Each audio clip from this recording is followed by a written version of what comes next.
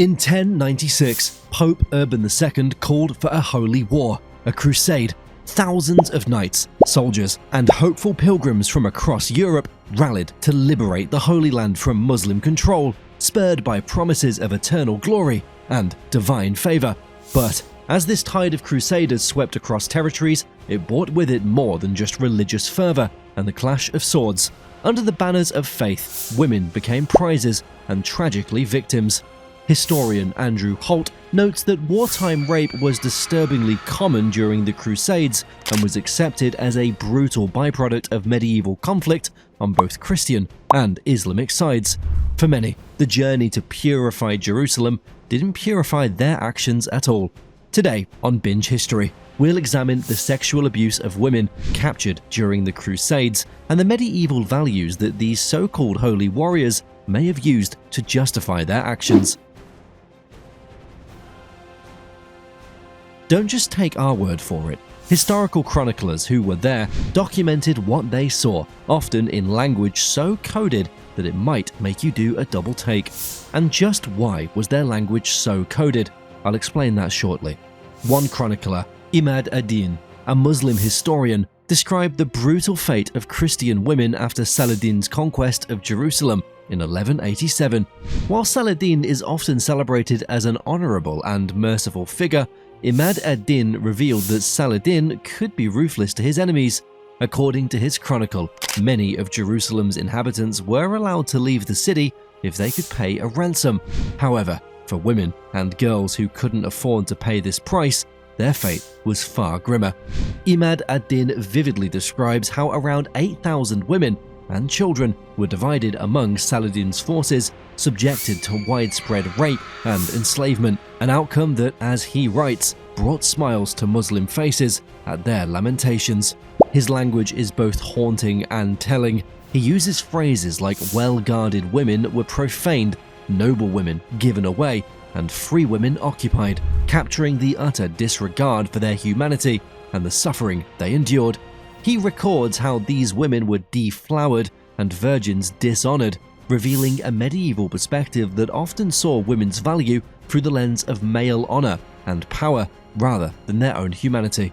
Then there's the Fouché of Chartres, a priest who participated in the First Crusade, using what can only be described as a creative euphemism to convey disturbing events during the siege of Antioch in 1098. In his book, A History of the Expedition to Jerusalem, Fouché writes, "In regard to the women found in the tents of the foe, the Franks did them no evil, but drove lances into their bellies." Now, let's pause for a moment. Did they truly drive lances into their bellies, or did Fouché just find an unsettlingly poetic way to allude to something horrific? Historians suspect this language is symbolic, a euphemism for sexual violence, avoiding explicit mention of rape while still signaling the reality to medieval readers.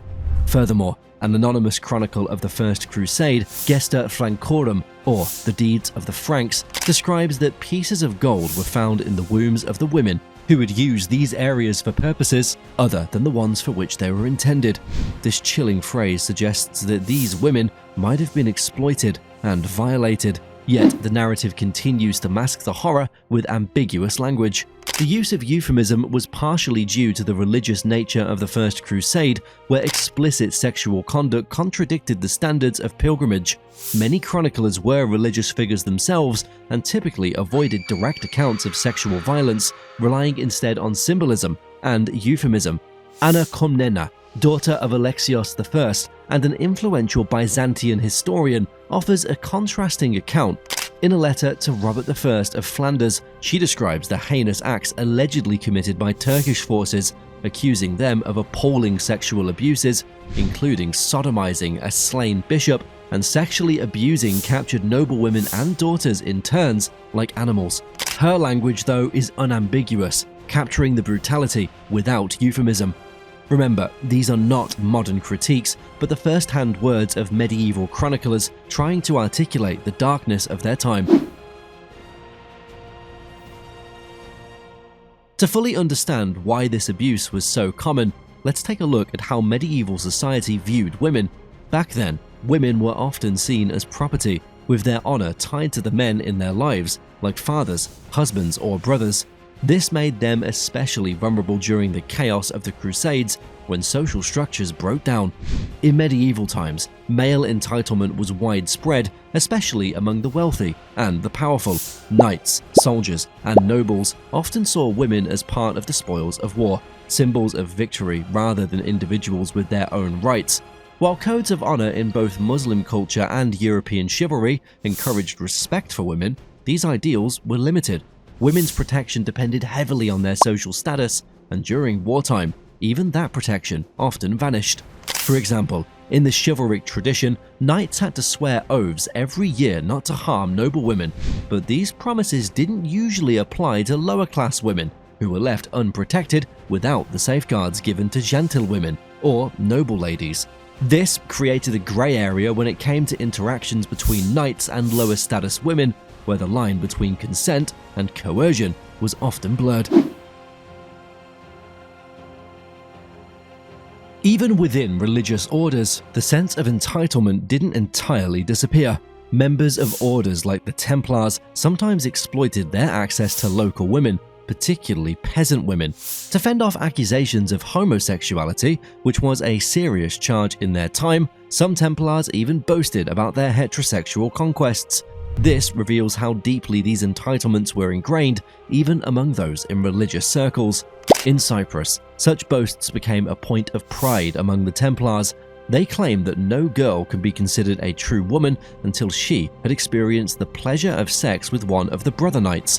One Templar, when questioned about his sex life, went so far as to protest the charges of homosexuality leveled against him, claiming he was insulted by the mere suggestion, insisting he could, and often did, have as many women as he wanted. The male-dominated legal system made things even more complicated. Rape was difficult to define under the law, as it was caught between religious condemnation of extramarital sex and secular laws against violence. It was often treated as an offense against the woman's male relatives rather than a crime against her. Male honor was seen as more important than justice for the female victim, leaving women with little to no recourse.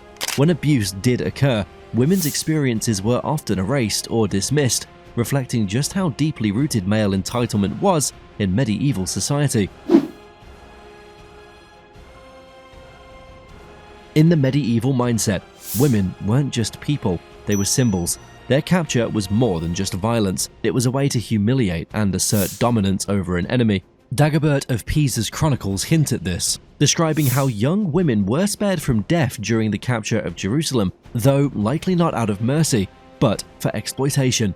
The idea of women as spoils of war reflected a mindset that treated them as trophies, to be seized and paraded as proof of conquest. Sparing women often meant forcing them into subjugation or exploitation, which amplified the symbolic power of their suffering. On the war-torn frontiers of the Crusader states, sexual violence became normalized.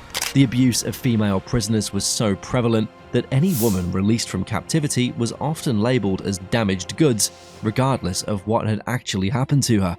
The expectation of sexual violence was accepted to such a degree that it became part of the social fabric of these territories.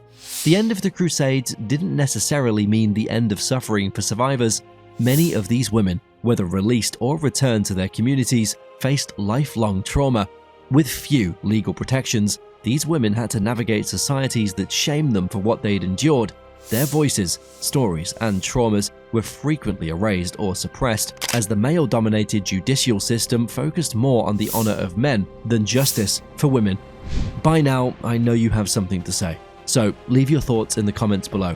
And don't forget to like, subscribe, and click the bell icon for more lesser-known history stories on Binge History.